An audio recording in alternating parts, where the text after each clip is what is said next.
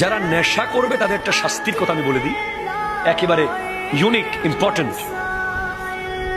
তাদেরকে জাহান্নামে একটা খাবার খাওয়ানো হবে, তিনাতুল খাবাল। তিনাতুল খাবাল, তিনাতুল খাবাল এটা কি?